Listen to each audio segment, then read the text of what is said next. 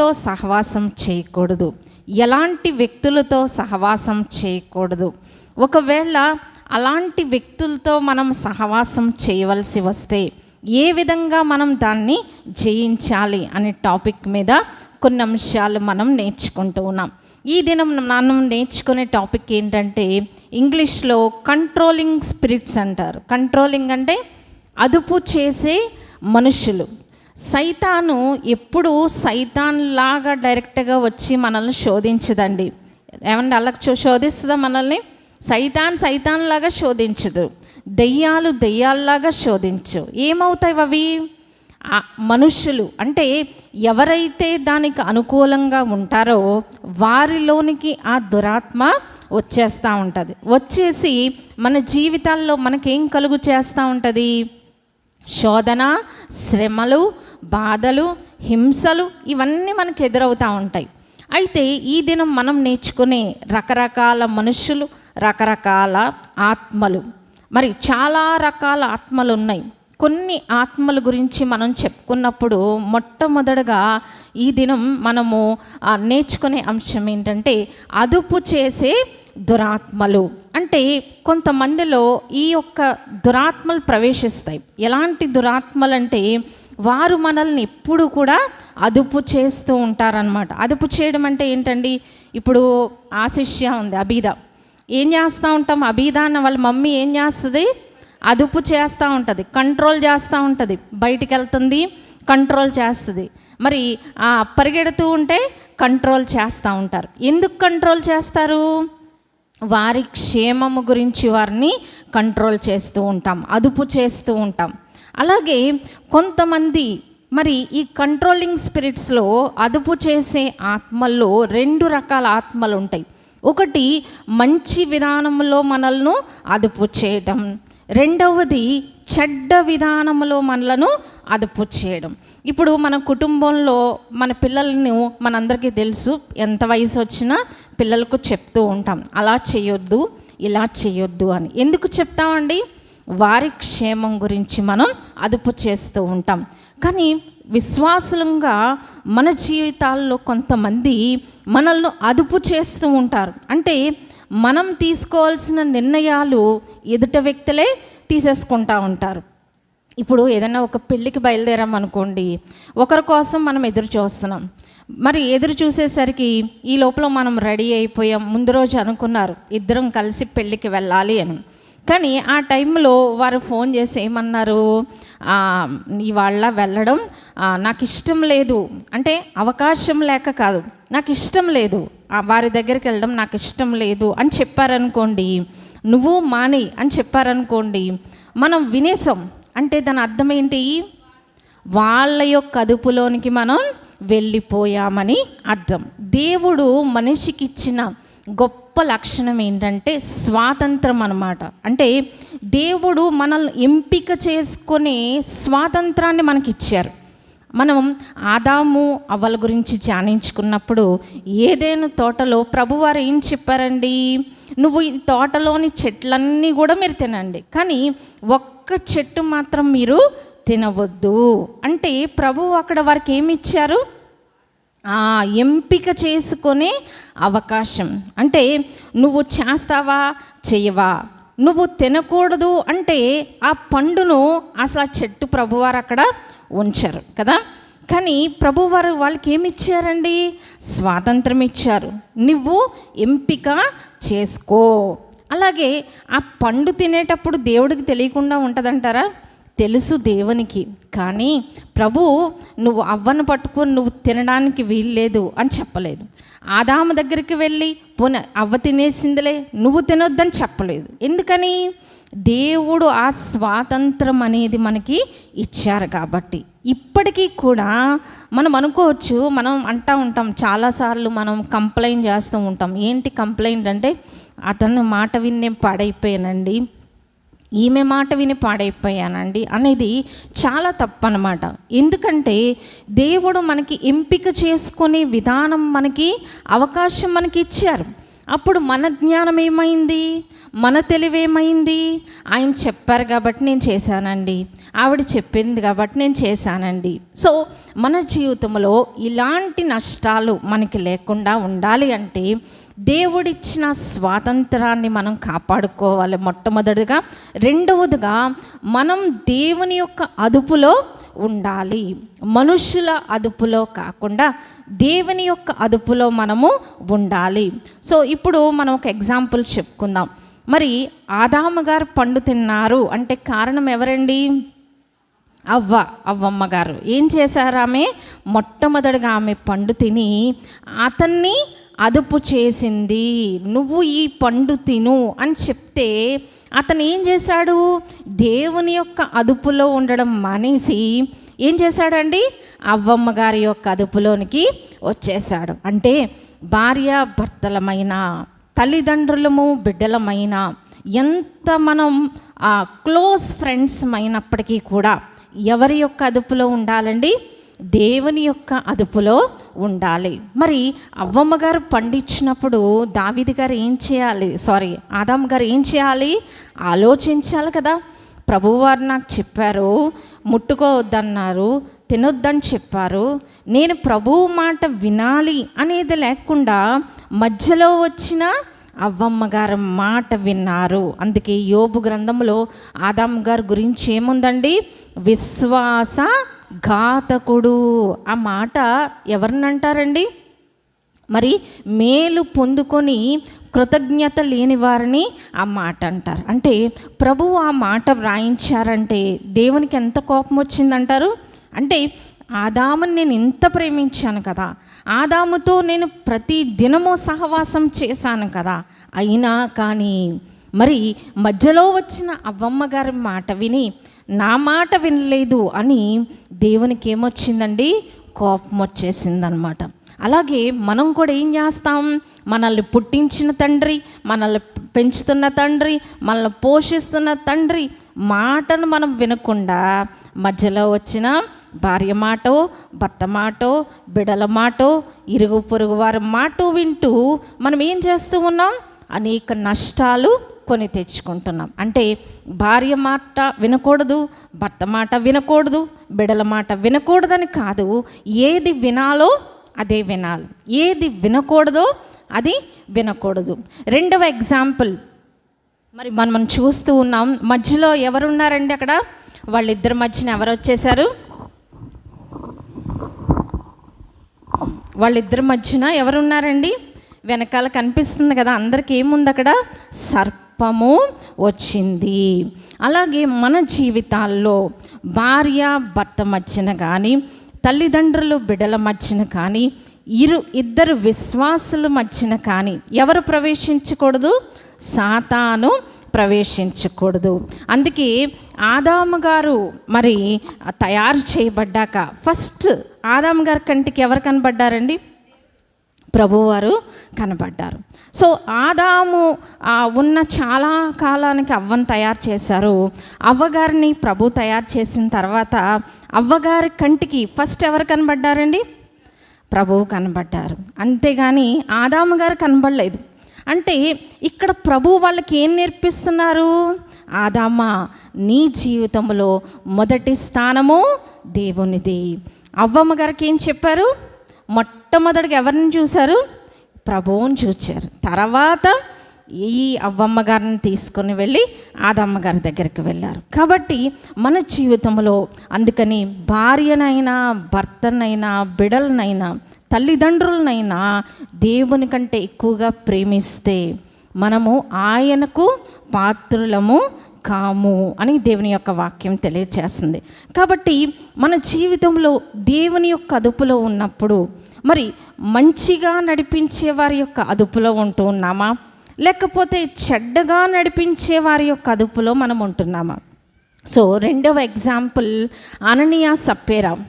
అననీయ సప్పేరాన్ గురించి మనం చూస్తే, అననీయ ఏం చేశాడండి? భార్యను ఒప్పించాడు. వాళ్ళకు ఒక పొలం ఉందంట, ఆ పొలం అమ్మేశారు. అమ్మేసిన తర్వాత భార్యని కన్విన్స్ చేశాడు. ఏమని?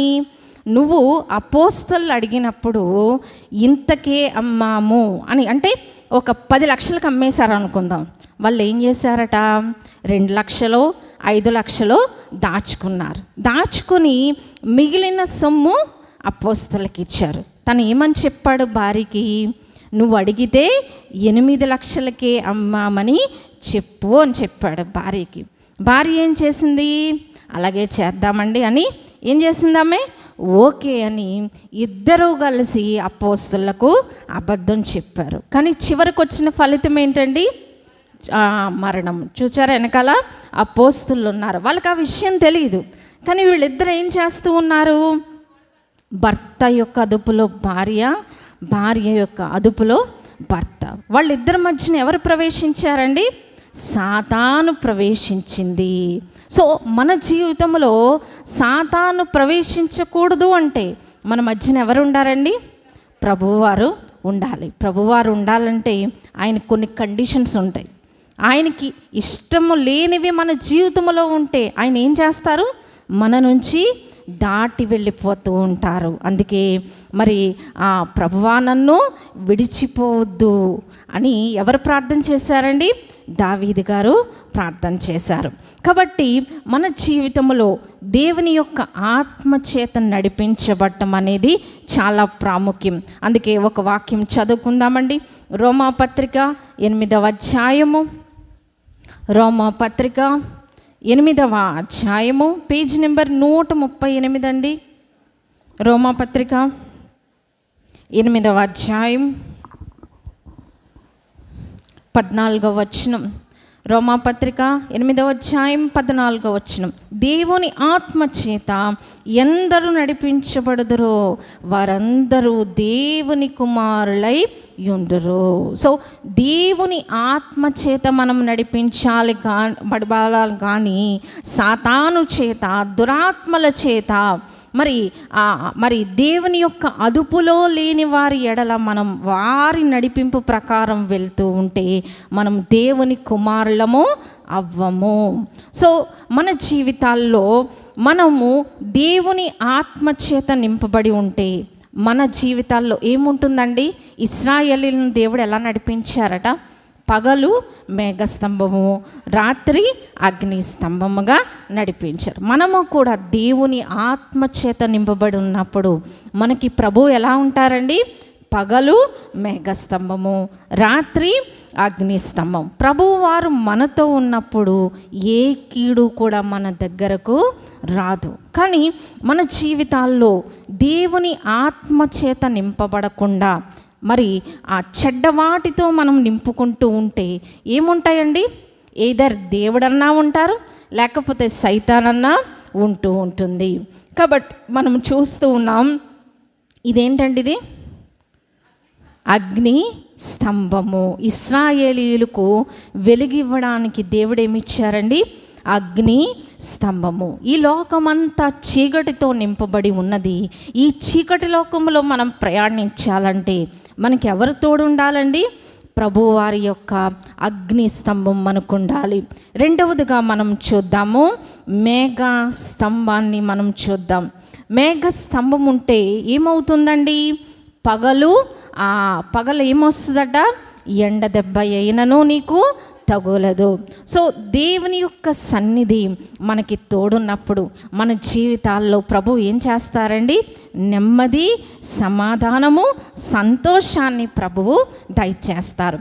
కానీ దేవుని యొక్క సన్నిధి మనకి తోడు ఉండాలంటే మనం ఏం చేయాలండి, ఆయన కండిషన్స్, ఆయన ఏమైతే రూల్స్ పెట్టారో, ఏమైతే ఆజ్ఞలైన పెట్టారో వాటిని ఫాలో అవుతూ ఉండాలి. అంటే వాటి ప్రకారం మనము జీవించాలి. ఓకే అండి. నెక్స్ట్ మనం చూద్దాము, దేవుని యొక్క ఆత్మచేత మనం నింపబడాలి. లేకపోతే మన జీవితాల్లో మరి మనం ఇందాక చెప్పుకుంటున్నాం, మన టాపిక్ ఏంటండి, అదుపు చేసేవారు. మన కుటుంబాల్లో మనకు తెలుసు, ఒక్కొక్కరు ఉంటారు అదుపు చేసేవాళ్ళు. కుటుంబంలో 4 ఉంటే ఒక్కళ్ళ మాటే బాగా చెల్లుతుంది అనమాట. పలానా చోటుకి వెళ్దామంటే వద్దు అన్నారనుకోండి, పిల్లల్లో ఒకళ్ళు ఉంటారు డామినేట్ చేసేవాళ్ళు. వాళ్ళందరూ ఏం చేస్తారు, వాళ్ళ మాటే వింటూ ఉంటారు. అంటే దేవుని యొక్క అదుపును మనం కోల్పోతూ ఉంటాం చాలాసార్లు. కానీ మనుషుల యొక్క అదుపులోకి వెళ్ళిపోతూ ఉంటాం. అంటే చెడ్డగా మనల్ని డైవర్ట్ చేస్తూ ఉంటారు. మరి ఒక్కొక్కసారి మనం ఉపవాస ప్రార్థన చేద్దాము, 1 గంట ప్రార్థన చేద్దామని కూర్చున్నాం అనుకోండి, ఈ లోపల ఏ దురాత్మ చేత ఆవరించబడి దురాత్మ ఎవరో ఒకళ్ళని మన దగ్గరకు పంపిస్తూ ఉంటుంది. అప్పుడు మనం ఏం చేస్తాం? వాళ్ళతో కూర్చొని కబుర్లు చెప్తూ మన ప్రార్థన సమయాలను మనం పోగొట్టుకుంటూ ఉంటాం. కాబట్టి ఈ విషయాలన్నీ కూడా మనం గుర్తించాలని కోరుకుంటూ ఉన్నాను. కాబట్టి మన జీవితాల్లో ఎవరు మనల్ని అదుపు చేస్తూ ఉన్నారు? మరి మనుషులు మనల్ని అదుపు చేస్తూ ఉన్నారా? మనుషుల మాటలు మనం వింటూ ఉన్నామా? దేవుని కంటే మనుషులకి ఎక్కువ ప్రాధాన్యత ఇస్తూ ఉంటాము. ఎందుకు ఇస్తాము? వాళ్ళతో సంబంధం చెడిపోతుందేమో అని కదా. కానీ మనుషులకు ప్రాధాన్యత ఇచ్చినప్పుడు అవ్వమ్మ తన జీవితంలో నష్టపోయింది. కాబట్టి మనము ఆ చెడ్డవారు ఏ విధంగా ఉంటారో మనం ఒకసారి వీడియోలో చూద్దామండి. మరి దురాత్మల చేత అదుపు చేసేవారు మన దగ్గరకు వచ్చినప్పుడు ఎలా ఉంటుందో మనం ఒకసారి చూద్దాం. దేవుని యొక్క ఆత్మ చేత నింపబడిన వారు వచ్చినప్పుడు ఎలా ఉంటుంది? మరి దేవుని యొక్క ఆత్మ లేకుండా దురాత్మల చేత ఆవరించబడిన వారు ఉంటే ఏ విధంగా ఉంటుంది అనే విషయాలు మనం ఒక వీడియోలో చూద్దాం.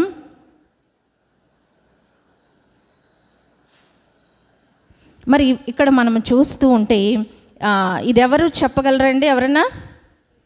ఎవరైనా చెప్పాలి, వెనకాల ఉన్నవారు చెప్పాలి. ఎవరండి ఆయన? అబ్రహాము గారి దగ్గరికి ఎవరు వచ్చారు? 3 దేవుని దూతలు ఆయన్ని విజిట్ చేశారన్నమాట. మరి దేవుని యొక్క ప్రెజెన్స్, దేవుని యొక్క సన్నిధి ఉన్నవారు మన దగ్గరకు వచ్చినప్పుడు మనకు ఎలా ఉంటుంది? దేవుని యొక్క వెలుగు మనతో ఉంటుంది. నెక్స్ట్ సీన్లోనికి వెళ్దాం. కాబట్టి దేవుని బిడ్డలతో సహవాసం చేయటము, దేవుని ఆత్మచేత నింపబడిన వారితో సహవాసం చేయడం మనకు చాలా ప్రాముఖ్యమై ఉన్నది.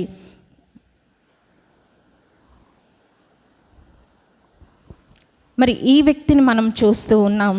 మరి లోపల చెడుతో నింపబడిన వ్యక్తి, అదుపు చేసే దురాత్మలు వారిలో ఉన్నప్పుడు ఆ వ్యక్తులు పైకి మనతో చాలా బాగా మాట్లాడుతూ ఉంటారు. కానీ వాళ్ళ లోపల అంతరంగ స్థితి ఎలా ఉంటుందండి? అంత భయంకరంగా ఉంటూ ఉంటుంది. వారి యొక్క ఆలోచనలు, వారి యొక్క తలంపులు, వారి యొక్క ఉద్దేశాలు అన్నీ కూడా చెడ్డవై ఉన్నవి. కానీ మనం ఏం చేస్తాం? దేవుని యొక్క సన్నిధిని కాకుండా ఇలాంటి మాటలు మన చెవులకు ఇంపుగా ఉండుట చేత వీరికి మనము అదుపు చేయబడుతూ ఉంటాం. సో నెక్స్ట్ సీన్ అండి. ఈ వ్యక్తిని మనం చూస్తూ ఉన్నాం. ఎవరైతే అదుపు చేసేవారుగా ఉంటారో వారి దగ్గర సైతాన్ ఏం చేస్తూ ఉంటుందండి? వారికి చెప్తా ఉంటుంది అనమాట. ఏ మాటలు చెప్పాలో వారికి చెవిలో వెళ్ళి చెప్తా ఉంటుంది. సో మనము బయటకు వచ్చేసరికి అవుట్పుట్ ఎవరి మాటలు వింటాం? దేవుని మాటలా, దెయ్యం మాటలా? సైతాను మాటలే. అవ్వమ్మ గారు ఎవరి మాట విన్నారండి? సైతాను మాట విన్నారు. అలాగే మనం ఎవరి మాటలు వింటూ ఉన్నాం? దేవుని ఆత్మచేత నింపబడే వారి మాటలు వింటూ ఉన్నామా?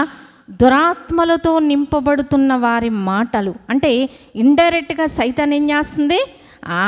వారికి చెప్తూ ఉంటే వారి ద్వారా సైతానుకు ప్రలోభపడుతూ ఉంటాము. కాబట్టి ఎవరి యొక్క అదుపులో మనం ఉంటూ ఉన్నామనేది మనం ఆలోచించాలి. నెక్స్ట్ సీన్ అండి.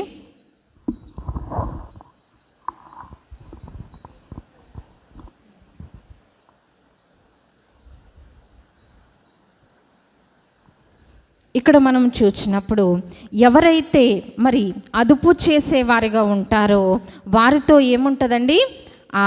Evil cloud. మనం ఇందాక చెప్పుకున్నాం కదా, పగటిలో వారికి ఏముందండి? మేఘస్తంభము, రాత్రిలో అగ్నిస్తంభం. కానీ దేవుని ఆత్మచేత కాకుండా చెడ్డ వాటితో హృదయాన్ని నింపుకునే వారి దగ్గర ఏ యొక్క మేఘం ఉంటుందట? వికెడ్నెస్ అన్నమాట. అంటే చెడ్డ మేఘము, దుష్ట మేఘములు వారిని కమ్ముకొని ఉంటాయి అన్నమాట. అంటే ఆత్మలో మనకి వివేచన అనేది చాలా అవసరం. నేను ఎవరితో మాట్లాడుతున్నాను? మంచి వ్యక్తితోనా, చెడ్డ వ్యక్తితోనా? ఇది మనం గుర్తించాలి. ఇప్పుడు మేఘము కింద ఉన్నామనుకోండి, ఆ చల్లదనం వారికే కాదు, వెళ్ళిన వారికి కూడా ఆ చల్లదనం. అలాగే ఈ దుష్ట మేఘాలతో ఉన్న వారి దగ్గరకు వెళ్ళినప్పుడు మనకి ఎలా ఉంటుంది? చాలా కలవరం, చాలా భయము, చాలా ఆందోళన, తెలియని వెలితి మనల్ని ఆవహిస్తూ ఉంటుంది. అది మనం గుర్తించాలన్నమాట. ఈ వ్యక్తి దగ్గర దేవుని ఆత్మ లేదు అని మనము గ్రహించాలి. సో నెక్స్ట్ సీన్ అండి.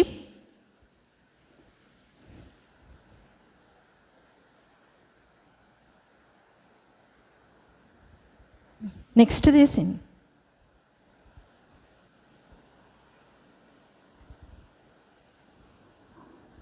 మరి దేవుని ఆత్మ చేత నింపబడి ఉన్న వ్యక్తి ఏ విధంగా ఉన్నాడో మనం చూస్తున్నాం. అతని చుట్టూ ఏముందండి? దేవుని యొక్క వెలుగు.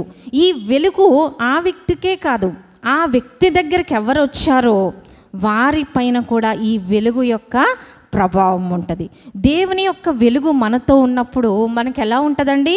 సంతోషం ఉంటుంది, సమాధానం ఉంటుంది, నెమ్మది ఉంటుంది. అంటే ఆ వ్యక్తి మాట్లాడిన మాటలు మనకు ఎలా ఉంటాయి? సమాధానము, సంతోషాన్ని కలుగు చేస్తూ ఉంటాయి. అలాంటి వ్యక్తులు మనల్ని ఎలా అదుపు చేస్తారు? ఏమండి నాకు ఒక కష్టం వచ్చింది అని ఎవరైనా చెప్పుకున్నారనుకోండి, అప్పుడు దేవుని ఆత్మ కలిగిన మనమైతే ఏం చేస్తాం? రండి కాసేపు ప్రార్థన చేసుకుందాం. దేవుని యొక్క ఆ విధంగా దేవుని సన్నిధిలో గడపడం ద్వారా మనకి ఏమొస్తుందండి? దేవుని యొక్క సహాయం కలుగుతుంది, సమస్యకు పరిష్కారం కలుగుతుంది, మనసుకు నెమ్మది కలుగుతుంది. కానీ మరి దుష్టమైన మనసు కలిగిన వారు ఏం చేస్తారు? మన గాయాలను ఇంకా కెలికి, ఇంకా బాధ పెట్టి, అయ్యో అలా జరిగిందా అని ఉన్న దుఃఖం కంటే ఇంకా దుఃఖం మనకి యాడ్ చేసి పంపుతారనమాట. కాబట్టి మన చుట్టూ నెక్స్ట్ సీన్స్ వేసేస్తూ ఉండి గ్రేసి. సో కాబట్టి మన జీవితాల్లో దేవుని యొక్క ఆత్మతో నింపబడిన వ్యక్తులు, దుష్టమైన మేఘముతో నింపబడిన వ్యక్తులను మనం గ్రహించుకోవాలి. ఈ విధంగా మనం దేవుని యొక్క సన్నిధికి సంగమగా కూడి వచ్చినప్పుడు మనకి ఏం కలుగుతుందండి? ఏం కలుగుతుంది? అక్కడ మనం చూస్తున్నాం కదా, కింద ఉన్నదంతా ప్రార్థించేవారు, దేవుని యొక్క సన్నిధి కొరకు చేరినవారు, వారిపైన ఏం ప్రకాశిస్తుందండి? దేవుని యొక్క వెలుగు ప్రకాశిస్తూ ఉంది. కాబట్టి మనం ఎవరి యొక్క అదుపులో ఉంటున్నాం? దేవుని ఆత్మ కలిగి దేవుని ఆత్మతో నింపబడిన వారి సహవాసంలో ఉంటే మనకేం కలుగుతుందండి? దేవుని యొక్క వెలుగు. ఈ వ్యక్తి ప్రార్థిస్తూ ఉన్నాడు, పరలోకపు ద్వారాలు తెరవబడ్డాయి. కాబట్టి దేవుని యొక్క ప్రెజెన్స్లో మనం ఉన్నప్పుడు, ఆయన సన్నిధిలో ఉన్నప్పుడు, నిష్కల్మషమైన మనస్సుతో ఉన్నప్పుడు దేవుని యొక్క ఆత్మను మనము కలిగి ఉంటాం. అదేవిధంగా దేవుని యొక్క ఆత్మ చేత నింపబడకుండా దురాత్మల చేత ఆవరించబడిన వ్యక్తులను మనం కలిగి ఉన్నప్పుడు, వారు మన దగ్గరకు వచ్చినా, మనం వారి దగ్గరికి వెళ్ళినా మనకేం కలుగుతుందండి? చాలా నష్టము కలుగుతూ ఉంటుంది. ఎవరి యొక్క అదుపులో ఉంటున్నామో మనము ఆలోచించుకోవలసిన వారంగా ఉన్నాం.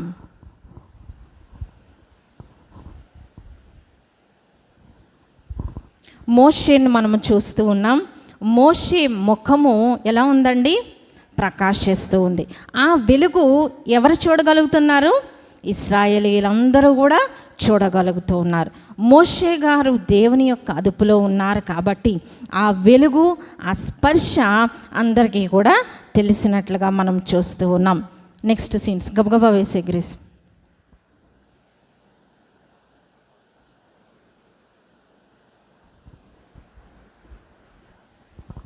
ఇది ఎవరండి? ఇది చెప్పాలి, ఆలోచించండి. ఎవరండి అది? ఆ వ్యక్తిని చూస్తే ఏం గుర్తొస్తుంది? వెనకాల ఏమున్నాయండి అవి? మెట్లు, ఇంకా ఇంకా ఏం కనిపిస్తుంది? ఏం గుర్తొస్తుంది? కాదు కాదు, ఇంకా ఆలోచించాలి. ఆలోచించండి, ఒక నిమిషం టైం తీసుకొని ఆలోచించండి. ఎవరు గుర్తొస్తున్నారు? దేవదూతలు ఎక్కుచూ దిగుచూ ఉన్నారు. ఎక్కడ? యాకోబు గారికి. యాకోబు గారు నిరాశతో, నిస్పృహతో భయపడి, అన్నకు భయపడి పారిపోతున్నాడు. అప్పుడు అతని దగ్గర ఏముందట? భూలోకము నుండి పరలోకానికి ఏముందండి? అక్కడ నిచ్చెన ఉన్నది. ఆ నిచ్చెన మీద ఏం చేస్తున్నారు? దేవుని దూతలు ఎక్కుచూ దిగుచూ ఉన్నారు. అంటే మనము దేవుని ప్రెజెన్స్ మనలో ఉంటే, దేవుని యొక్క అదుపులో మనం ఉంటే, మనం ఎక్కడ ఉంటే అక్కడ ఏమవుతుందండి? భూలోకము నుండి పరలోకానికి నిచ్చెన వేయబడుతుంది. దేవుని దూతలు ఎక్కుచూ దిగుచూ ఉన్నారు. ఏం పట్టుకెళ్తున్నారు దేవుని దూతలు? ప్రార్థనలు. మనం ఏం ప్రార్థనలు చేస్తున్నామో అవన్నీ కూడా మోసుకొని ప్రభువు దగ్గరకు వెళ్ళిపోతూ ఉంటారు. కాబట్టి మనం దేవుని యొక్క అదుపులో ఉండాలి అనే విషయాన్ని మనం గుర్తుంచుకోవాల్సిన వారంగా ఉన్నాం. ఈవిల్ ప్రెజెన్స్ చెప్పు.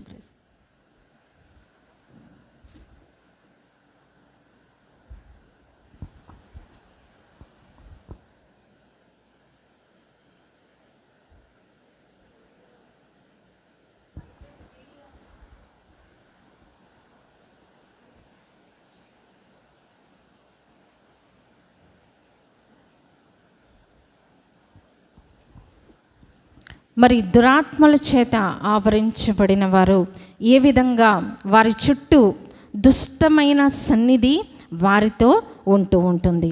కాబట్టి మన జీవితంలో ఎవరి యొక్క అదుపులో ఉంటూ ఉన్నాము? మంచి వారి యొక్క అదుపులో ఉంటూ ఉన్నామా? చెడ్డవారి యొక్క అదుపులో ఉంటూ ఉన్నామా? దేవుని సన్నిధికి మనల్ని దగ్గర చేసేవారి యొక్క అదుపులో ఉంటున్నామా? దేవుని యొక్క సన్నిధికి మనల్ని దూరం చేసేవారి యొక్క అదుపులో మనం ఉంటున్నామా? ఎప్పటికప్పుడు మనము పరీక్షించుకోవాలి. ఇంట్లో మనం అదుపు చేస్తాం, రండి ప్రార్థన చేసుకుందాం అంటాం. అది మంచి అదుపు అండి, చెడ్డ అదుపా? మంచిగా వారిని అదుపులో ఉంచడం.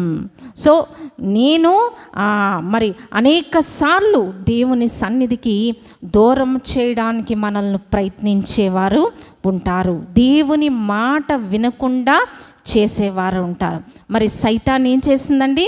దేవుని మాట నువ్వు వినొద్దు అని చెప్పింది అవ్వమ్మ గారికి. అప్పుడు అవ్వమ్మ గారు ఏం చేశారు? సైతాను మాట వింటే, సైతాను మాట అవ్వమ్మ వింటే, అవ్వమ్మ మాట ఆదాము విన్నారు. అంటే ఒకళ్ళ దగ్గర నుంచి ఒకళ్ళకి ఏ విధంగా ఆ యొక్క దుష్టమైన ఆలోచనలు వారి మీదకి వస్తున్నాయో మనం చూస్తూ ఉన్నాం. అప్పుడు దేవుని యొక్క అదుపును మనం కోల్పోతూ ఉంటాం. ఎవరి ప్రెజెన్స్లోకి వెళ్ళిపోతాం? దుష్ట సమూహం యొక్క, దురాత్మల సమూహం యొక్క అదుపులోనికి మనం వెళ్ళిపోతూ ఉంటాం. అందుకే అనేక మంది మనల్ని ఏం చేస్తూ ఉంటారు? మనకి తెలియకుండా మనం తీసుకోవాల్సిన నిర్ణయాలు ఎదుటి వారు తీసేసుకుంటూ ఉంటారు. అప్పుడు మనం ఏం చేస్తూ ఉంటాం? కామ్గా నోరు మూసుకొని కూర్చుంటాం. కానీ ఈలోపుగా మనం ఎన్నో ఆశీర్వాదాలు, దీవెనలు మనం కోల్పోతూ ఉంటాం. కాబట్టి మన జీవితంలో ఎవరైనా మనకు ఒక సలహా చెప్పినా, ఒక మాట చెప్పినా, అది మనం ఏం చేసుకోవాలి? ఆలోచించుకోవాలి. ఇది మంచి తలంపా, ఇది చెడ్డ తలంపా, నేను ఎవరి యొక్క అదుపులో ఉంటున్నాను? ఇద్దరు వ్యక్తులను మనం చూచాం, ఆదాము అవ్వ సాతాను అదుపులోకి వెళ్ళిపోయింది. ఆదామ గారు అవ్వమ్మ గారు అదుపులోకి వెళ్ళిపోయారు. అననీయ సప్పేరాని చూచాము. అననీయ మాట సప్పేరా విన్నది. సప్పేరా ఇద్దరు ఏకీభవించి సాతాను యొక్క అదుపులోనికి వెళ్ళిపోయారు. కానీ మనం ఏం చేయాలండి? దేవుని యొక్క అదుపులో ఉండాలి, దేవుని మాట వినాలి, దేవుని చెప్పింది మనం చేయాలి. మనుషులు చెప్పిన వాళ్ళ వల్ల మోసపోయానండి, వీళ్ళ మాట విని చేశానండి అంటాం చాలా తప్పు. ఎందుకంటే మనకి దేవుని యొక్క వాక్యము మనతో ఉన్నది. మన జ్ఞానాన్ని ఉపయోగించాలి. మనకున్న దైవికమైన విషయాలను, ప్రార్థన, వివేచన మనం ఉపయోగించి ఎవరు మరి ఏ విధమైన విషయాలు మనకి చెప్పినా దేవుని ఒక వాక్యంతో మనం సరిపోల్చుకుంటూ మనం ఎవరి అదుపులో ఉండకూడదు, దేవుని యొక్క అదుపులో ఉండాలి. మరి అనేక కుటుంబాల్లో మనం చూస్తూ ఉంటాము, కుటుంబాల్లో ఎప్పుడైతే భార్య భర్తలు కాకుండా బయట వ్యక్తులు ఎప్పుడైతే ఆ కుటుంబంలోనికి ఎంటర్ అవుతారో అక్కడ పతనము స్టార్ట్ అయిపోతూ ఉంటుంది. ఎందుకని? భార్య భర్తలు ఒక మాట మీద లేకపోవడం వల్ల. అలాగే మనము కూడా దేవుడు మనము, అందుకని 3 పేటల తాడు త్వరగా తెగిపోదు కదా. 3 పేటల తాడు ఏంటండి? భార్య భర్త, వారి మధ్యన ప్రభువు. ఎప్పుడు కూడా ఇద్దరి మధ్యన సంబంధం, భార్య భర్త మధ్యన ఎవరు ఉండాలి? ప్రభువు వారు ఉండాలి. బిడ్డలు తల్లిదండ్రుల మధ్యన ఎవరు ఉండాలి? ప్రభువు ఉండాలి. అంతేకాని దేవుని కంటే ఎక్కువ వాల్యూ మనము భర్తకు కానీ భార్యకు కానీ బిడలకు కానీ మన యొక్క తోటి వారికి కానీ ఇవ్వకుండా ప్రభువుకే మనం ప్రథమ స్థానము ఇవ్వాలి. ప్రభు వట్టి కృపలు మనందరికీ దయచేయనుగాక. ఆమేన్. పరిశుద్ధుడా, విన్న మాటలు మాలో ఫలింపచేయం, దుష్టుడెత్తుకొని పోకుండా భద్రపరచమని యేసు నామమున ప్రార్థించి వేడుకొంచున్నాం తండ్రి. ఆమేన్. ప్రార్థన చేసుకుందామండి. ప్రార్థన చేసుకుందామండి. విన్న